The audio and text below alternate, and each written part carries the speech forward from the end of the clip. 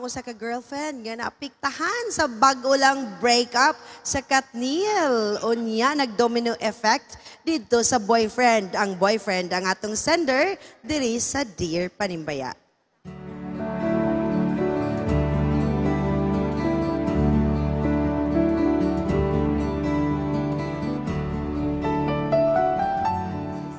Dear Panimbaya, my girlfriend was badly affected by Katniel breakup.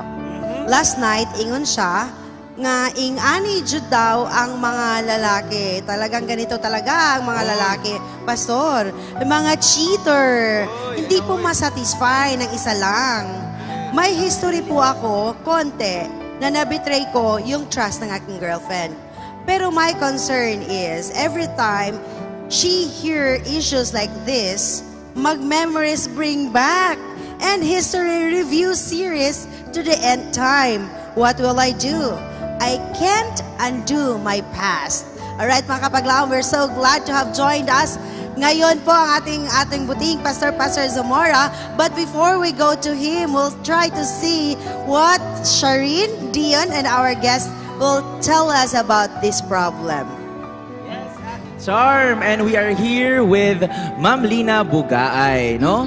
Motogi ko di nga, with age comes wisdom. That's right. Maski na itong problema karon mga breakup sa mga, you know, especially sa mga balita karon nga medyo pang batanon, pero si Ma'am kabalo ko nga nagid siya ito bag. So, moto siya ang situation, Ma'am. So, unsa man imong ikatambag sa katong boyfriend? Well, I'm very happy to have a part here.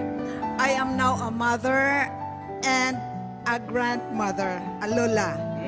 So, mga pamatanon, young people, I know and we know as parents that being youth, being in love, and to be loved is one of the most wonderful experiences of the youth.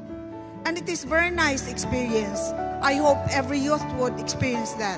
However, in our love life, we need what we call trust. Because as boyfriends and girlfriends,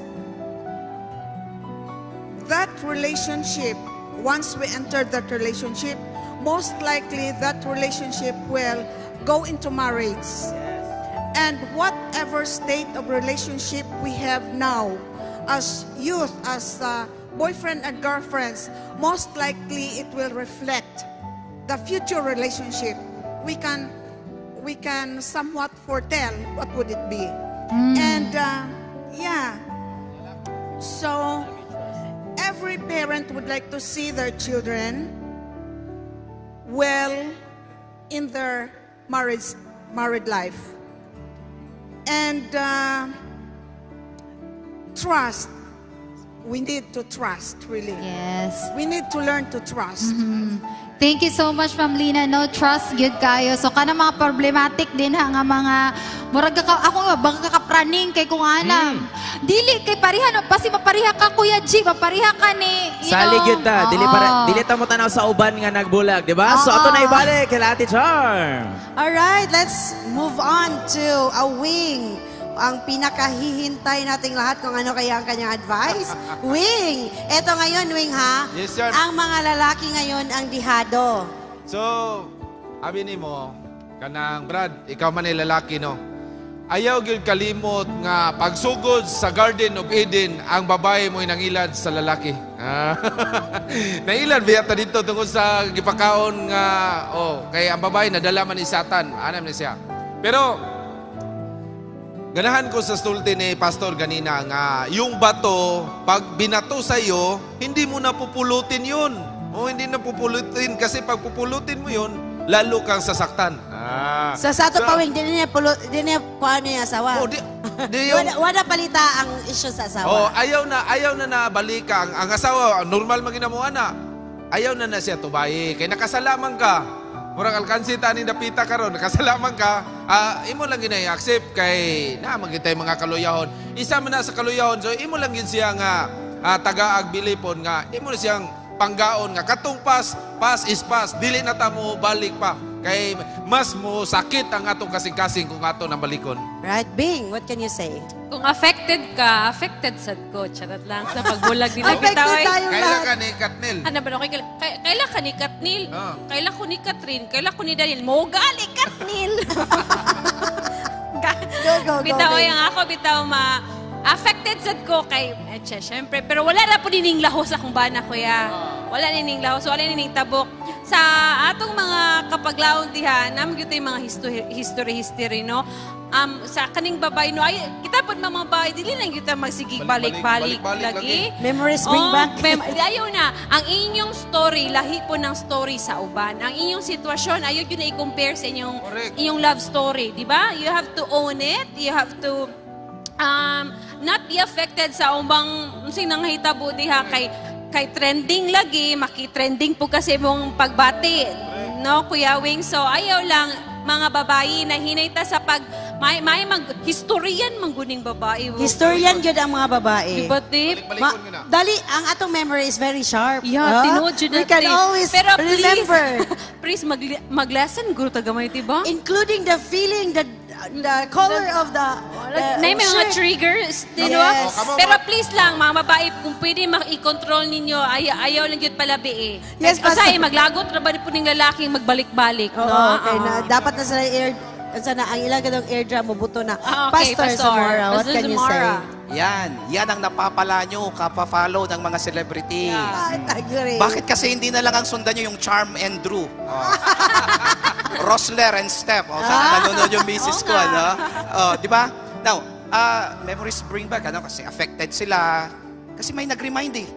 Yes. Nag-remind yung fina-follow eh. So, anong dapat gawin? Ano pong dapat Unfollow. gawin? Yeah. Anong dapat gawin nung lalaki na nakasakit, tapos nare-remind yung kanyang wife? Tandaan nyo po ito ha. Ang forgiveness, lalo sa relasyon, hindi po ito linear na may simula, may wakas, tapos hanggang dun lang, tapos na. No. Emotion ito eh. Ano ba ang sabi ni Jeremias? Ang sabi ni Jeremiah, heart is deceitful above all things. We're talking about emotion. Walang ending, tapos begin, tapos sarado na yan ha. Hindi na mabubuksan. Hindi ganon. So ano pong tinitignan natin dito? Pag ikaw yung nakasakit, kasi nga nakasakit ka, at naalala nung nasaktan mo, simple, humingi ka ulit ng tawad. Humingi ka ulit, sabi mo, patawarin mo ako. So pag memories bring back, Pastor, patawad ulit. Ask for forgiveness again. And again and again. Why? Because, yung pagkakasala, habang mas malalim, mas matagal mapatawad. Agree. And Agree. it comes back over and over again. Mas So masakit that's eh. natural. Yeah, natural yon, normal yon. So anong gagawin natin dito? Di humingi ka ulit ng tawad. Yung kung magbigay ka ng forgiveness, di ba unlimited yun, Pastor?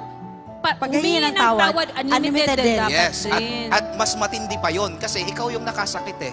Yes, Ikaw agree. yung nakasakit. Ngayon, anong gagawin ko? Pag hingi ko ng tawad, show, don't just tell.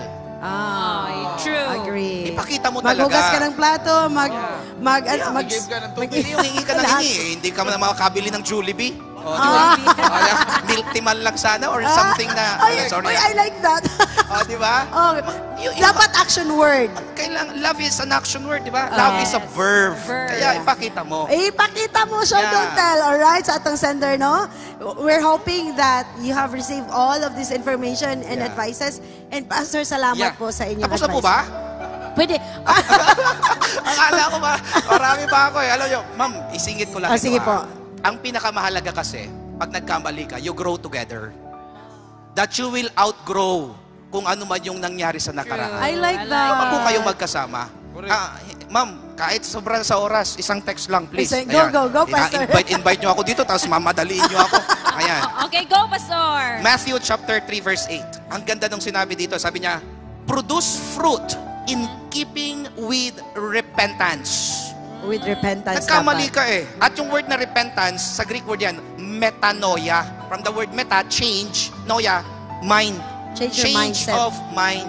So, mindset. So, ipapakita mo talaga. Dapat may fruit dahil, talaga. Dahil nagsisi ka.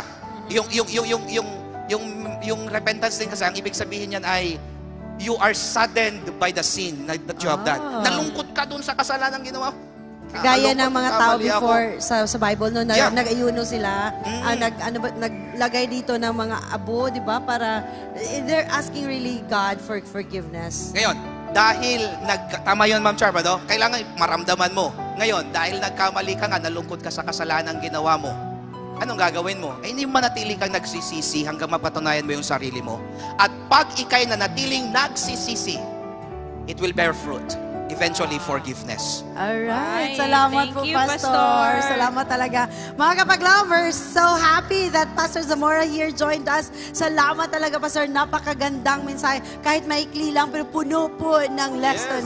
True. Life's Agree. lesson. The views and opinions expressed in the program are those of the hosts and guests and do not necessarily reflect or represent the beliefs and teachings of the program, the network, and the Seventh-day Adventist Church.